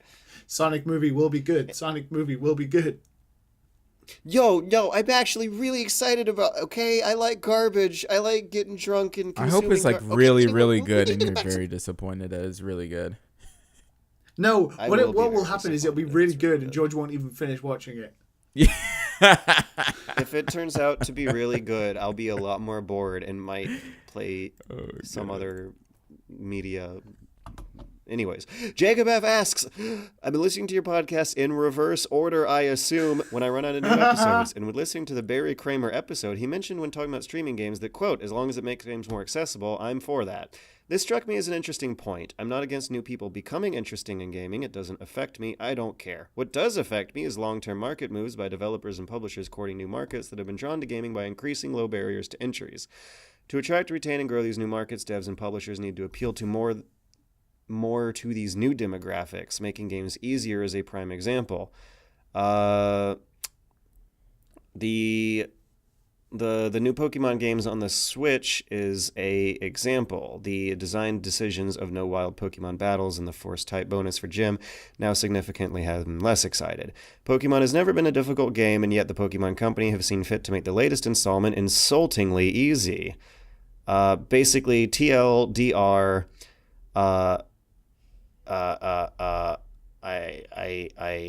I am trying to sound a little nicer to this guy, but even they're a little self-deprecating. Now to the obvious retort, that I am some sort of gaming elitist, a dreaded hardcore gamer. Maybe I am. I know that when looking for video games is what I'm looking for is a depth of systems and interactions often not found in the catalogs of Ubisoft's latest open puddle games or Fallout 4 sarcastic remark addiction. Yet these games sell well and get sequels to appeal to wider and wider audiences, and it leaves me wondering what the future holds for people like myself. Man, like, it's weird to even ask this question right now because the highest selling console in the world is the Nintendo Switch right now, which is easily Just now passed over PS4. which is easily probably one of the most hardcore, like, and also accessible things ever made. I think there's some kind of circular logic both to the economic theory that I believe in and his own question. And also, Because stuff like with Pokemon Let's Go, for example, like everyone will remember I got really went on a rant about what was shown about Pokemon Let's Go before, which is the whole it's making it insultingly easy. It's trying to pander to that mobile crowd of people who've never played a Pokemon game. They just play Pokemon Go. And while the game has missteps like not offering more control options for people who don't want to use the stupid Pokemon Go motion controls, the changes the game makes a 20-year-old RPG way fucking better than it ever was, right? Sometimes companies get it wrong and they try to pander to too many audiences, and that creates a game that doesn't really know what it wants to be. For example, giant open world games that try and do everything. But having accessible things that like mobiles and the Nintendo Switch that allow people from all walks of life to play video games doesn't mean that developers are going to immediately just be like, well, there's this new audience that we can open up to, and we have to make our games cater to those people. It's not how it works. My initial response is super duper simple, and that's just don't pay attention to AAA games if they're not what interest you anymore.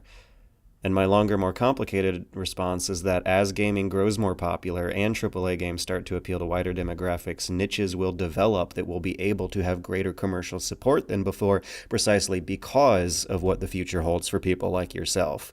Like, Pokemon, I think, as he mentioned, is like an entry-level JRPG for kids. There are way more complicated places to go from there up to and including weird fan-made Comic-Con games that Comic-Cat games that can get really, really particular and obscure in detail if that's what you're into. And it's really weird that he says what does affect me is long-term market moves by developers. Well, the fact is, like, ever since like the 90s, where video gaming was only people who played on like high-end PCs that could play Doom, video games have always been getting more accessible because it's become this mainstream media that anyone can consume. It's always been going that way. So video games always been transitioning into this. Nothing has changed. The NES was mainstream. You just, like, Tetris is one of the most famous games of all time because anybody could play it.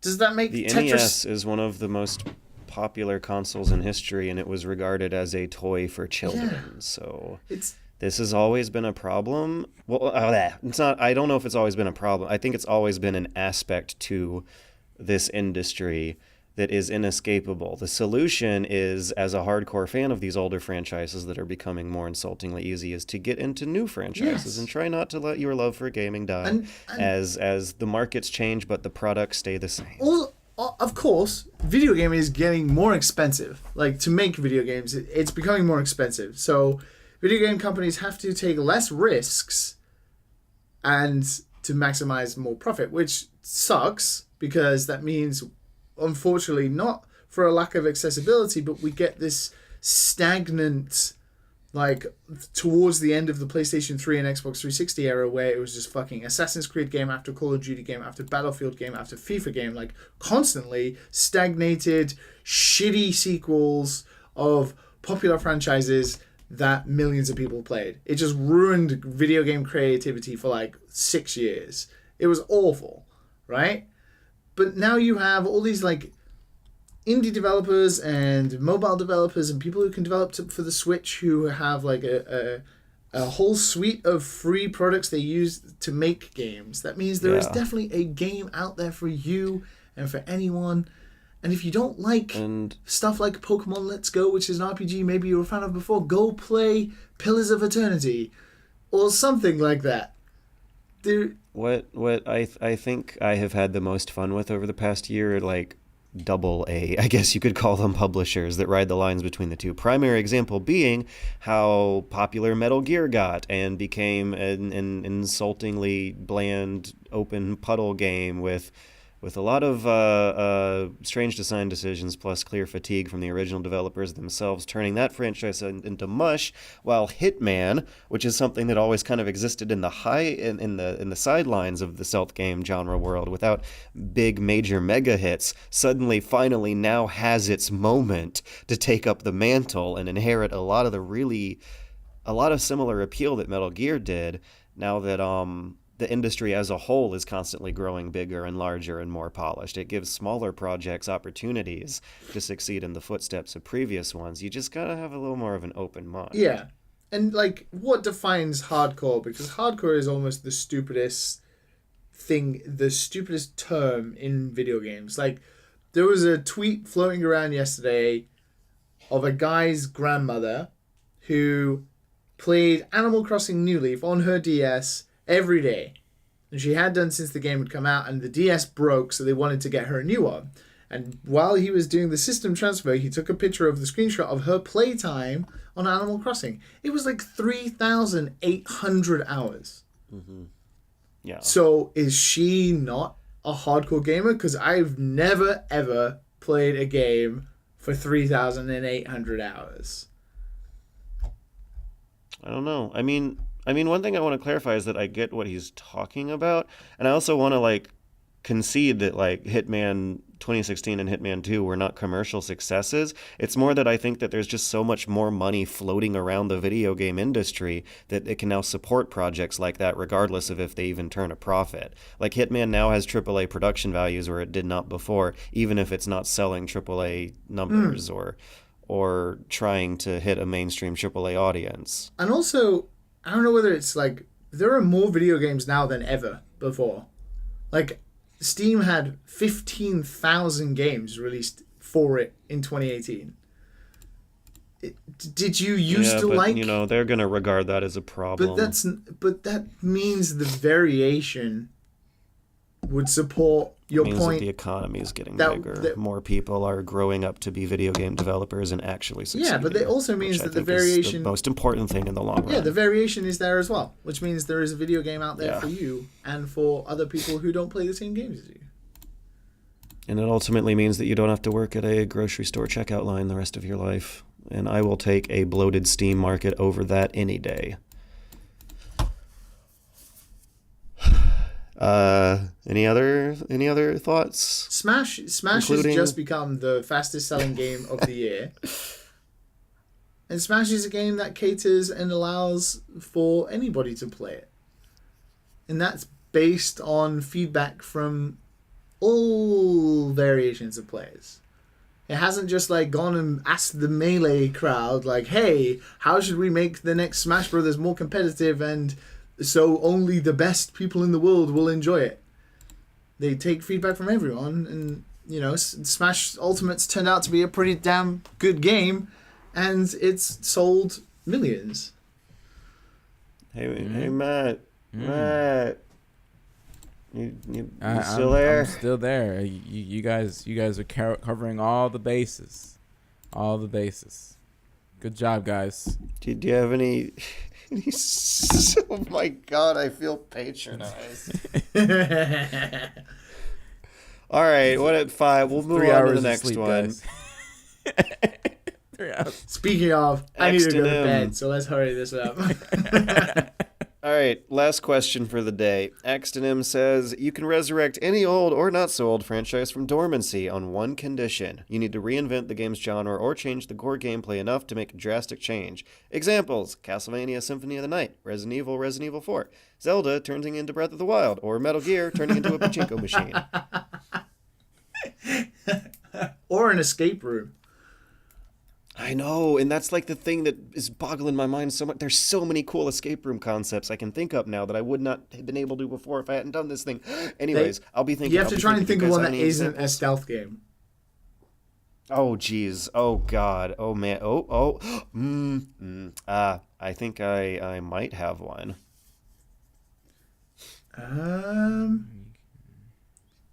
There's some logistics I'm going to have to think through, though. I'm trying to make a game now that I've always wanted to make. Go on. That is like, I really like tactics games, like on the lines of like Fire Emblem and Into the Breach. I've always kind of wanted to make a soccer-based tactics game. What? Although it's not an old franchise. Would it be turn-based? Yeah, it would be turn-based. Like, but it's more like what I'm thinking of is more along the lines of. It's more along the lines of chess. whatever you do, don't make blitzball. No, Oh. it's soccer, but with more like chess than it would be a tactics game. That's kind of what I've always wanted to make. I like soccer and I like tactics, and I feel like a turn-based version of that with some unique rules and stuff would be great. And Inazuma 11, the game that came out on the DS, didn't count. Yeah, like what franchise in particular? I guess you could just say FIFA. Yeah, no, I don't know. You see, that's why it's not my answer. It's not my answer to this question. It's just like, what is like something that exists currently that would be wildly different. Well, Right. Soccer being a tactics game would be the immediate thing in my head. Yeah, I have a strange concept in my head as well, and that is a way to turn an Assassin's Creed game into a VR game, but with a focus on tactile puzzles that are particularly themed off of how different day-to-day interactions with your world would be in a historical setting versus a modern one. For example, having to like crank a pump in your kitchen to get water versus just turning a faucet. So It would be more like a puzzle game than a stealth action game, so I guess my choice of franchise isn't like the best, but there's not a lot of historical period piece video games to choose from here. Basically, I like the idea of first-person VR puzzles, kind of like teaching you how different life would have been in a different I setting. can think of a lot of things I would like to be in VR, or for some people to experiment and make in VR. Like having to heat a house with some weird medieval era coal burning system that has you fetching wood from some other faraway location. I feel like a VR battle royale game would be fun. Scary. Like exploring this giant piece of land with 100 other players in first person, like staking out houses and stuff while in first person would be pretty cool. If you ever get that PSVR headset, you should check out the Rec Royale. Yeah. God, fuck. It's only 15 players, though. Shouldn't have decided to move. Still have you like... You're always scanning the horizon line, searching for cover, and wondering if there's someone hidden in it.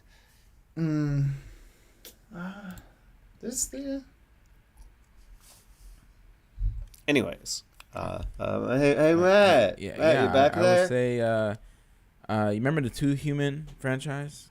Pretty good game. Who could forget? Yeah, the sequels, so many in that sequels in that franchise. Dennis Dyack was killing it back then. You remember that?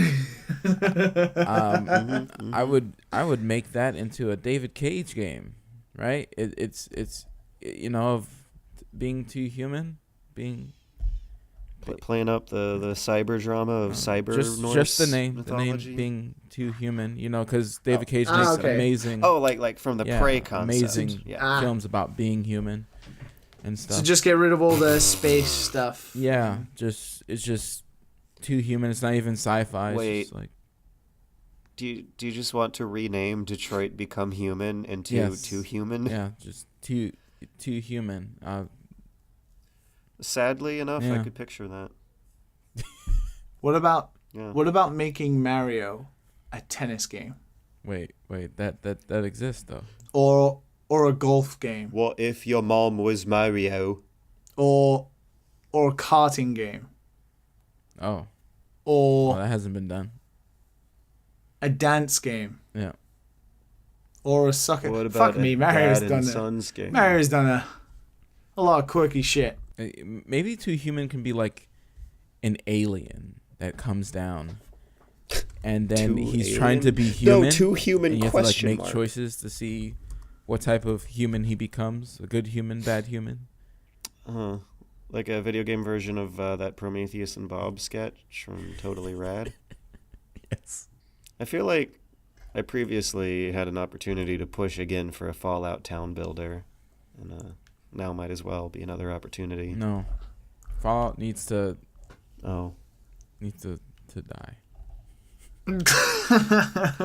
And get replaced by some other niche franchise that can take up the mantle of high production values of a more refined post-apocalyptic role-playing concept than what the Fallout franchise became, because now there actually is a niche of people demanding that product, which is why the video game industry growing bigger all the time is kind of sort of a good thing, is that it means more niches to fill. I like where video games are now. We have bird dating games. We have Mario playing golf with friends. We have real-life versions of video games in Japan. Yeah, we have Metal Gear Solid Escape Rooms. VR. And we have cool VR cool. platformers like Astrobot. Video games are pretty cool right now. God, that was so cool. I just hope the VR stuff gets better.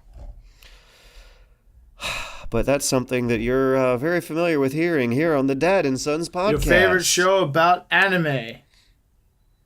And Japan. And yeah. And institutional racism. And then the black show theme plays in the background.